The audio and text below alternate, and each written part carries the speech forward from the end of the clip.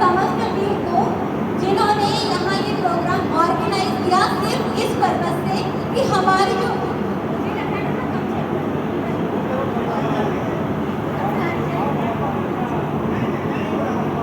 जिन्होंने इस हमारी जो बौद्ध संस्कृति है उसको बचाने के लिए या उसे अच्छे तरीके से और समाज के लोगों तक पहुंचाने के लिए ये जो कार्यक्रम किए जा रहे हैं और आप सभी उसमें आए हैं, बहने हैं, आप सभी साथी आए हैं, तो सभी का बहुत बहुत साधुवाद।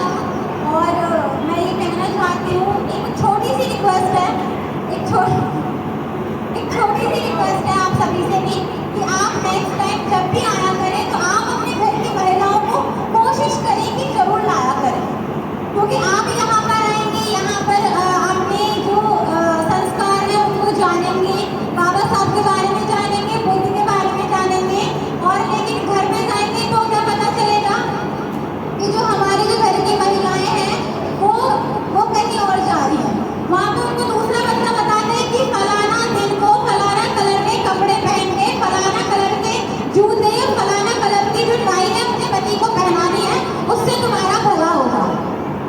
तो यहाँ आप संघर्ष कर रहे हैं समाज के लिए, लेकिन आप घर जाएंगे आपको दो जगह संघर्ष करने की वजह से आप हो पाया है।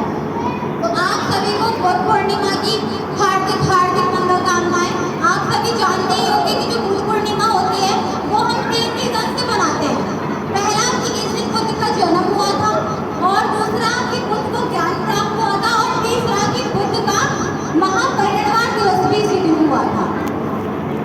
तो अब हम यहाँ बात करते हैं बौद्ध संस्कारों की। बौद्ध संस्कार हमारे लिए क्यों जरूरी है या क्या उनका महत्व है?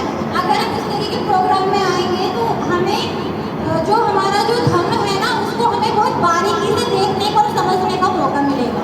आप किसी भी चीज़ को, किसी भी बात को इस वजह से मत मानना कि कोई मर्यादा में है या शिव कुमार जी बोल के गए नहीं। बुद्ध ने कहा है कि आप किसी भी चीज़ को, बुद्ध ने कहा है प्रज्ञा यानी कि अवेयरनेस। बुद्ध ने कहा है प्रज्ञा, आप किसी भी चीज़ को तभी मानो जो बात आपकी बुद्धि को जचे, आप उसी चीज़ को फॉलो। आप धर्म को पढ़िए, आप बाबा साहब को पढ़िए, उसके बाद आप डिसीजन खुद लें, निर्णय आपका है।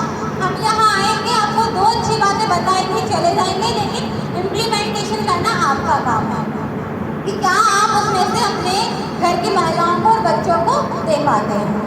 तो सबसे पहली बात हम ये करेंगे कि जो हमारे संस्कार होते हैं वो किस तरीके से होने चाहिए।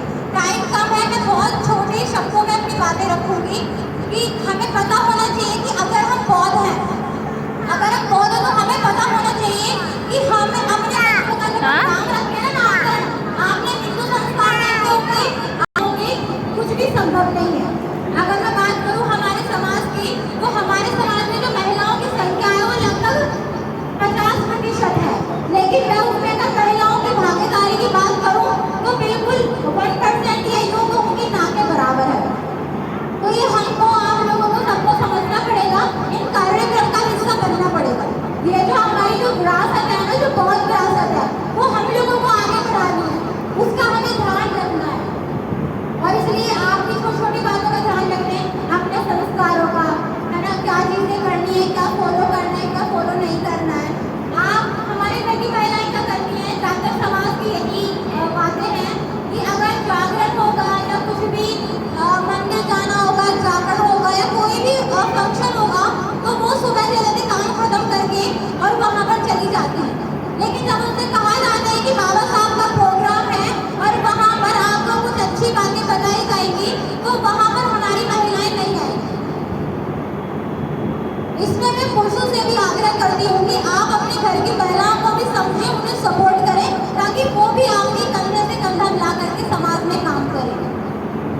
इसी से ही समाज का भला होगा, तरक्की होगी और हम बहुत आगे जा सकते हैं। और बुद्ध की शिक्षाएं कोई ऐसी वैसी शिक्षाएं नहीं है कि भाई हम क्यों माने बौद्ध को। आपके पास कारण होंगे ना मानने के, लेकिन मेरे पास तो हजारों कारण है धर्म को मानने के। क्या ये कहना कि चोरी करना गलत बात है, क्या ये गलत शिक्षा है? गलत शिक्षा है क्या किसी पराये पुरुष पर या पराई स्त्री पर नजर डालना, क्या ये गलत शिक्षा है? क्या चोरी नहीं करना ये गलत शिक्षा है?